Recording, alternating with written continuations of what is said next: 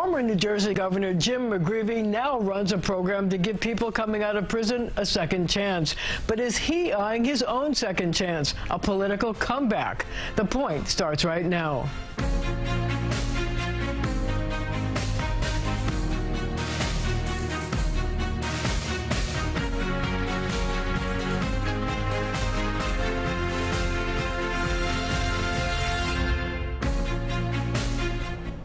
Jim McGreevey runs the New Jersey Reentry Corporation, but could he re-enter the political arena after a 19-year hiatus? I want to tell you, I'm so thrilled to have you on the show. There's a lot of pressure being brought to bear by Brian Stack and the Hudson County organization to get you to run for mayor of Jersey City. What are your thoughts about it? Well, one more, thank you. It's great to be with you, and it's been a long time. My sense is that over the past several years, I've run the Reentry Corporation, and it's been great. You watch people transform their lives, whether it's addiction, whether it's job and employment training, connecting them to housing, and seeing people transform their lives. And so that's brought a lot of meaning into my life, just watching the changes people experience.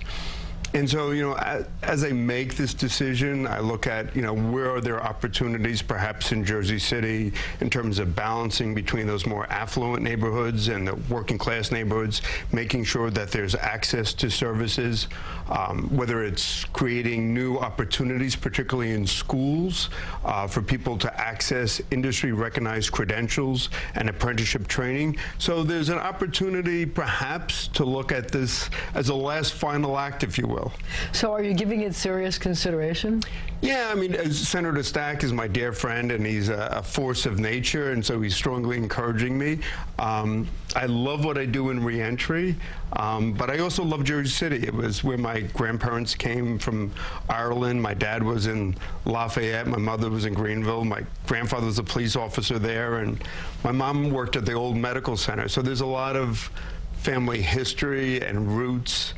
And it's almost, coming home and the circle of life. And so, I can prepare myself to be buried on West Side Avenue. It's in many ways, it's a coming home. It's tempting. Yeah, it's tempting. So if you were to do this, are there issues that you think need to be addressed that may not have been addressed by the present Mayor Steve Fulop? Well, I think that one is the quality of life issues. Jersey City has experienced this great boom, but I think, the importance of planning, that people who've lived there literally for generations can move rationally, traffic, lighting. I think there's also balancing, as I said on the outset, those more affluent neighborhoods with poorer neighborhoods, making sure that there's necessary infrastructure, looking whether it's sewage, whether it's water pipage. A lot of the nuts and bolts. And also what I think is with the young people that I work with is providing opportunities. Not everyone needs or will go on to university education, but connecting people to apprenticeship training, connecting people, say, for example, the Infrastructure Investment Act is pumping $16 billion into the New Jersey economy. I'd like a shred of less than 1/3 of 1% to be dedicated for apprenticeship training so that young people who may not go on to college or university have the technical skills to compete in the workplace. And I think that's important. So it sounds to me like you've given a lot of thought to how you can make life better for people who live in Jersey City. Well, because of what I do every day and God willing, the passion and the knowledge that I've acquired these past years, I see things that can be done better, and sort of working with the entirety of the community. Bringing people together to grapple with the future. You can make a difference. Yeah, well, yeah, and it's just, I was blessed, both my parents, my mom as a nurse, my dad, they were always about, and as you get older, I think you acquire a little bit of wisdom. You realize this isn't going to go on forever, and what can I do to leave my mark? So would you like to leave your mark in Jersey City? Well, hopefully, working in reentry, we've done that in different cities and part of New Jersey. But, if I were to make this decision, I think it would be an opportunity to make life a little bit, that much better. One of the bigger problems in Jersey City is housing. I wonder if you've given that any thought. Sure. I mean, and that goes to the point of understanding housing opportunities. Like for our population, in terms of the reentry population, it's the cost of housing and how to balance that housing and how to create subsidized opportunities. Too much gentrification, not enough? Well, and you could make the argument where. So you have to balance it. So what happens is you have certain areas in Greenville and Lafayette where my parents grew up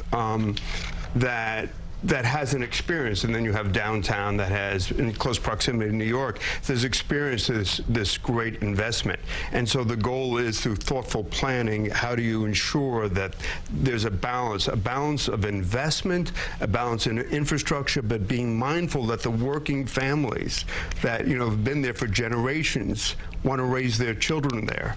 You know, congestion pricing is something that's getting a lot of attention in New Jersey and could have a big effect on Jersey City because the Holland Tunnel is there. And on a previous show, the head of the MTA said that they're considering not double taxing people who take the Holland and Lincoln tunnels, but if you take the GW, you would pay a toll, which means that more people are going to come and take the Holland and Lincoln tunnels to avoid paying a toll, and that's going to add pollution and more traffic in Jersey City. I wonder how you feel about that. Is it a good thing, a bad thing? Yeah, you know, you can understand the motivation for congestion pricing, but you know, the border, the Hudson River, is an arbitrary physical, you know, demarcation. And so where I think there's an opportunity is in terms of the Port Authority of New York and New Jersey, is to understand that we have to work as a region cooperatively.